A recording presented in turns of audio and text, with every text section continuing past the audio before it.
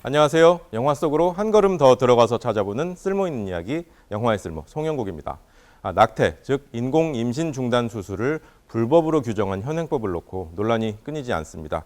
과연 여성의 자기결정권을 지키는 일이 태아의 생명권을 해치는 일일까요? 이 영화들은 그렇지 않다고 말합니다. 인기 코미디언 아스트리드, 아이를 가진 채로 유쾌하게 무대에 서는데요. 매니저인 남편은 충실한 동료이자 배려심 깊은 동반자입니다. 그런데 뱃속의 아기가 다운 증후군일 거라는 진단이 나옵니다. Könnten sich dann, was in Deutschland auch möglich ist, für einen Spätabbruch entscheiden. 부부는 아기를 낳기로 결정하는데요. 친지들도 부부의 결정을 지지하고 친정어머니는 육아를 돕기 위해 함께 살기로 합니다. 이때 날아온 충격적인 검사 결과 아기의 심장에 구멍이 있다는 겁니다.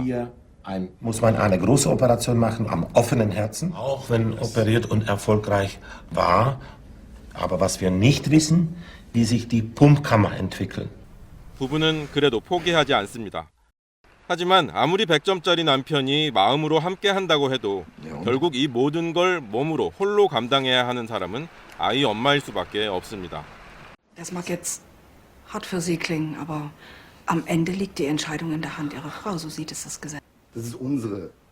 Ist es deine oder unsere? Es ist meine. 이 영화에서 눈여길 만한 부분은 주인공이 법과 제도, 복지 시스템, 자신을 배려하는 가족들까지 여러 조건들을 충분히 보장받은 상태에서 아기를 지키기 위해서 할 수 있는 노력을 다하고 신중을 기해 결정 내리는 과정을 낱낱이 보여준다는 점입니다. 그러니까 아이 엄마에게 충분히 결정권이 주어졌을 때 태아의 생명권도 그만큼 높은 차원에서 고려되고 논의되는 모습을 우리는 지켜보게 됩니다. 흔히 그러는 것처럼 여성의 자기결정권 대 태아의 생명권 이런 식으로 서로 대립하는 문제로 이 사안을 바라보게 되면 어느 한쪽을 택하면 다른 한쪽을 포기해야만 하는 그런 문제인 것처럼 보이고 이런 이분법적인 구도 자체가 논점을 흐리고 생산적인 논의를 가로막는다는 점을 이 영화가 보여주고 있다고 볼 수 있겠습니다. 정반대의 상황을 다룬 영화도 있는데요. 1987년 루마니아가 배경인데요. 대학생 오틸리아는 원치 않은 임신을 한 친구를 위해 은밀히 낙태 시술자를 찾습니다. 당시 루마니아는 차우셰스쿠 정권이 강력한 낙태 금지법을 시행하고 있었죠. 첩보 작전하듯 시술자를 만나 시술을 받게 되는데요. 불안과 공포 그 자체입니다. 시술자의 의학 지식이나 실력을 믿기도 어렵고요. 그런데 계속해서 시술자는 무리한 요구를 합니다. Ce pula mea, mă, tu crezi că mă prostești pe mine ca pe ultimul fraier? Putu-i gura mății de viață! 다른 시술자를 구할 수 없는 여성은 철저하게 갑이 된 이 거칠고 낯선 남자에게 매달릴 수밖에 없습니다. 사태는 갈수록 위태로워지지만 이들을 보호해줄 사회 시스템이 없는 건 물론이고 적발되면 무거운 처벌을 받으니까 책임져야 할 아이 아빠도 숨어버렸고 칼자루를 쥔 시술자의 요구에 무조건 따라야 하고 시술이 잘못됐을 때 대책도 없고 이 모든 피해를 오로지 여성이 그것도 말 못한 채로 짊어지게 됩니다. 앞서 보신 독일 영화의 제목은 24주, 그러니까 주인공이 수술 여부를 최종 결정한 당시까지의 임신 기간이 제목이었고요. 이 영화도 임신에서 수술까지의 여성이 겪은 시간을 제목으로 삼았습니다. 낙태라는 그 순간의 사건보다 뱃속에 아이를 가진 여성이 오로지 홀로 감내해야 하는 시간에 마음을 기울여 보자는 뜻으로 지어진 제목이라고 볼 수 있겠습니다.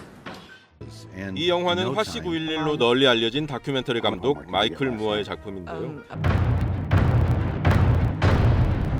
감독이 세계 각국을 침공, 그러니까 쳐들어가서 행복한 시민들을 찾아서 만나고요. 행복의 조건을 따져 묻는 그런 유머러스한 프로젝트입니다. Because every year we usually have like 35 days of... Are you paid for these weeks? Yeah, sure. So they have no homework. What if all they want to do is climb a tree? They could climb a tree, yeah. They can climb a tree, then they learn how to climb a tree. You leave here at 2 p.m., you're home at 2:30. What do you do with all this free time? Ich würde mit meinen Hunden Gassi gehen und mit meiner Freundin Kaffee trinken gehen. 여기까지는 잘 사는 유럽 국가들 얘기라고 보고 넘길 수도 있을 텐데요. 뜻밖에도 튀니지가 나옵니다. Has something that we don't. Free, government-funded women's health clinics and government-funded abortion. Yes, of course, in Tunisia, abortion is legal since 1973. Once women had control over their own bodies, eventually both women and men want control over their own lives. And in Tunisia's case, that meant the dictator had to go. 여성권의 신장이 곧 민주주의의 성숙과 고스란히 연관되고 있다는 점입니다. 이런 과정을 거쳐서 튀니지는 결국 개헌에 이릅니다.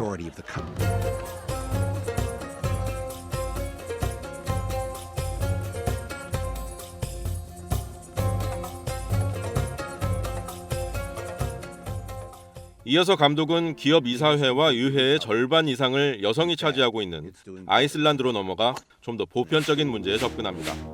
Throughout my invasions, it was clear that where women had power and were true equals, people were simply better off. 마이클 무어 감독이 여성의 권익을 말하기 위해서 이 영화의 제작을 시작한 게 아니라 행복의 조건들을 찾아서 취재를 하다 보니까 여성성으로 결론이 나아가더라. 이 점에 주목해야 할 것 같은데요. 세계적인 인지과학자 스티븐 핑커의 책입니다. 애초에 인류의 폭력과 야만을 주제로 이 연구를 시작했는데 여성의 가치를 중시하는 사회일수록 각종 폭력의 수치가 줄어들고 결론부로 갈수록 여성성으로 수렴해가는 걸 확인할 수 있는 책인데요. 낙태와 관련해서는 구체적인 통계 자료와 함께 다음과 같이 기술하고 있습니다. 낙태 합법화에 반대했던 사람들은 우리가 낙태를 인정하는 순간 생명은 싸구려가 되리라고 예상했다. 지금 우리는 단호하게 말해줄 수 있다. 그런 일은 없었다고. 지난 수십 년 동안 북반구 대부분 지역에서 낙태가 허락됐지만 낙태가 널리 시행되기 시작한 시점부터 지금까지 모든 종류의 폭력이 꾸준히 줄었다. 아이들의 생명에는 더 큰 가치가 부여되었다. 영화의 쓸모였습니다.